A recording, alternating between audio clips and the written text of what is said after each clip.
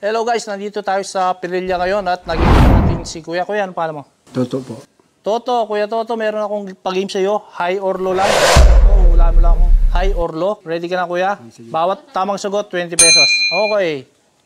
King, high or low? Low. Low, siyempre. Wala namang iba kung hindi. Shit, yun na. Bulaklak. Hoy, 20 pesos na para kay Kuya. Kuya, high or low? Low. Low pa rin si Kuya. Ay, sayang. 1 point lang, oh. 20 pesos pa rin. Okay, susunod. 8. High or low? Low. Low pa rin si Kuya. Nakatatlong low na siya. Ay. High. Last 2, Kuya. To Jack. High or low? Low. Low, yan. Palagay ko tatama na si Kuya dito. 4.